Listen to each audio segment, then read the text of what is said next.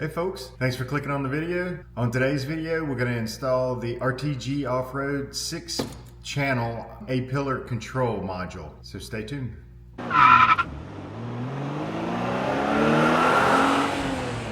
Really good. So you're going to have a wiring diagram and an instruction manual.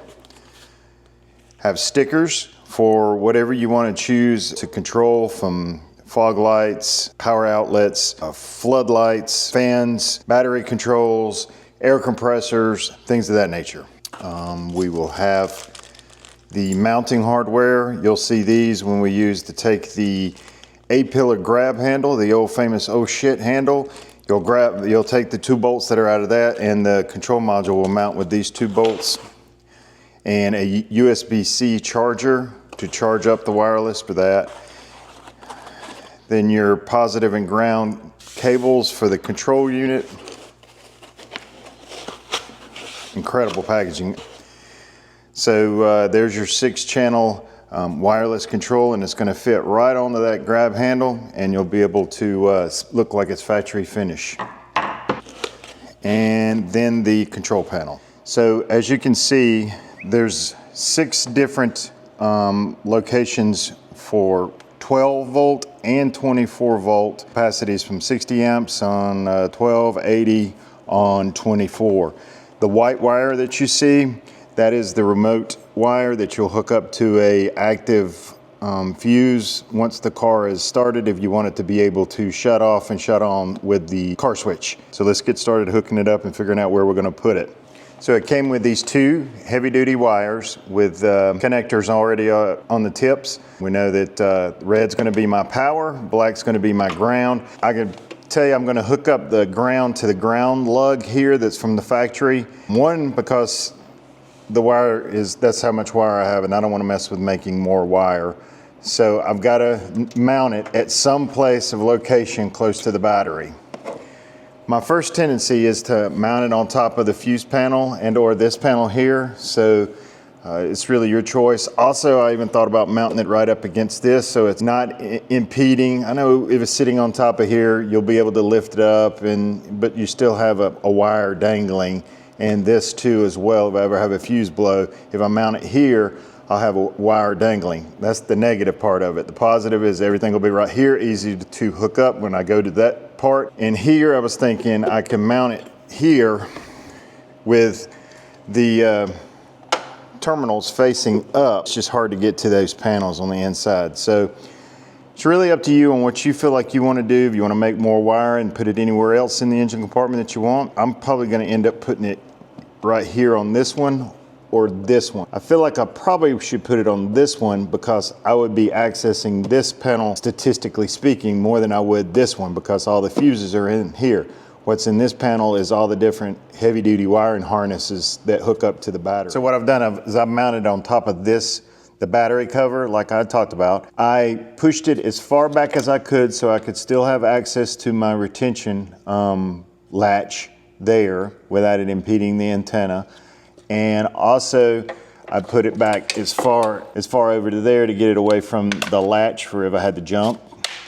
So the wires are high, as you can see, and that'll go, what I envision is maybe up and over this if I ever needed to open that to jump the truck off, etc. Trying to get into the battery compartment, I have 3 access holes here. There's 1, 2, and then the third one that I could use to put the wire inside of to run it and bolt it down. First thing that I want to do is I want to hook it up to my ground. As you can see, this is the main power hookups for everything. We're going to hook up our power to the unit on this bolt here because that's straight to the power source. And then, like I said, the ground on the ground lug here from the factory. This wiring harness that you see here already was, if you looked at my other video of the electric tonneau cover, is that. It comes with a heavy duty double-sided tape, the 3M type of adhesive. I'm going to clean this really good and make sure I get all the oils off of it, then I'll stick it right to it, and then we'll get to hooking up the wiring. So I've got a socket wrench to loosen the bolt on the positive battery terminal, and then a wrench to pull the ground lug off because you can't use a socket because the shock is there. And on top of the bolt, it's even labeled ground. Just I'm gonna put that on, but I'm not gonna tighten it all the way because I wanna be able for the wire to move. And then I'm gonna loosen that to put the positive on. Now I'm gonna go out the back side here. There's actually a pretty good size entry point there that I can use. It looks good. I'll wrap these up and zip tie them together so it's a little neater. Let me turn this the way that I want it and then tighten this. Remote power wire, so I'm going to go into there and see if I can find a fuse that is operated off the key. This white wire is the remote wire to activate the system when the key is switched on. On the top is a legend to be able to tell you the 30 amp is right here, the first two. 20 amp is the second yellow, 15 amp is the blue, and the two red ones on the end are 10 amps.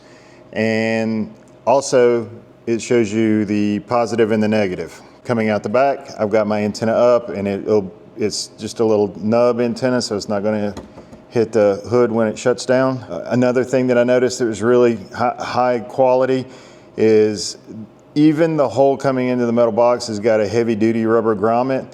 The connectors are heavy duty, and inside is of course a silicone base to water seal everything inside of it. Let's get to running that. Okay, so I want to find a fuse that is powered on when the ignition is on, and you can use a tester to test that out. As you can see, that one there is powered on, the truck is fused, the ignition is off. Now, I am in no way telling you which one to put it in. That's the choice you're gonna have to choose. I have this empty bank over here like I talked about, but it's right up against the wall of the plastic covering, and I don't want to bunch up any wires. Tell you, this 15 one right here looks good, not powered on, and I have a big blank right there in between them that's in the molding of the plastic that this will sit perfect in. I plugged into 28, which is a parking lamp mirror, which are those approach lights that are on the mirror that broadcast Denali Ultimate onto the ground, which was an RTG Off-Road product as well. So jump on their website to get one of those. And it also powers the front emblem that is the GMC illuminated logo that I put in many videos ago, but check that out as well. So I tested it and it did show power. So I'm going to put this wire onto this wire, crimp them, make sure that they're good and solid. I brought the remote wire, give it a little bit of slack, and I have a zip tie holder right there to bring it around into the zip ties of these so that it's nice and neat. Get another one and zip tie it to that, but I'm leaving a little slack so that I can tap into my wire. I put a little bit of an indentation in the bottom of this so that it doesn't crimp the wire when I push it back down.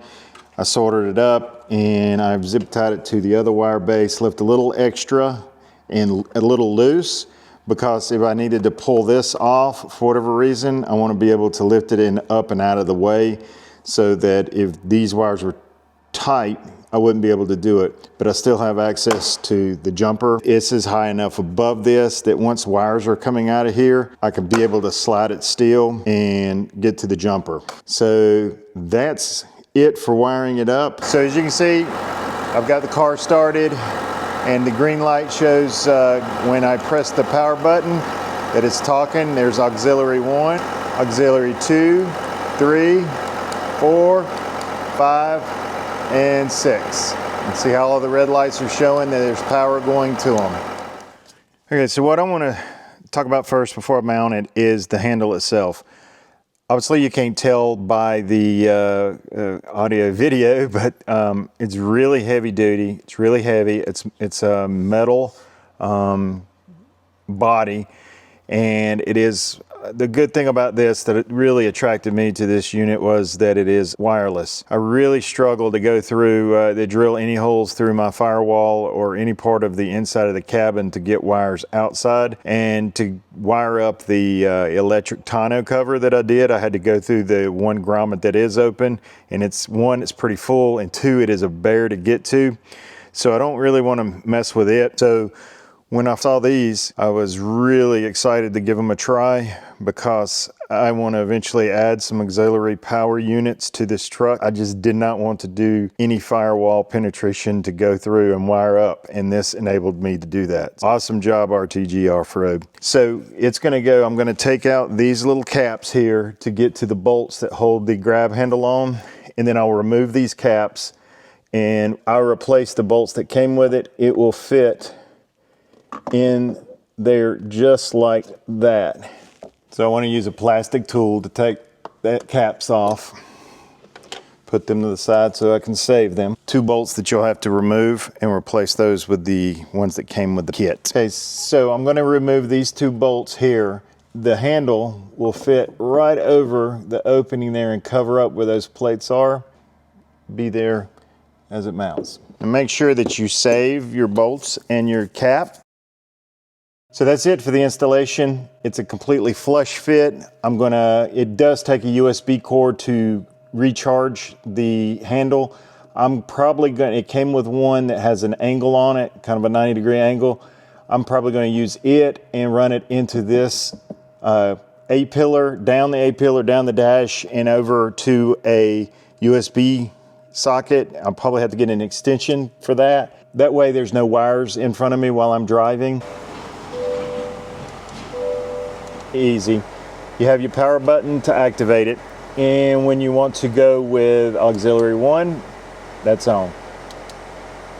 Auxiliary 2, auxiliary 3, auxiliary 4, 5, and 6. And then you press it again to cut them off, and the red will highlight for them to be off. And if you want to cut the remote off to save battery, that's your power button. But I love the way it looks. It's completely seamless. It's heavy duty metal.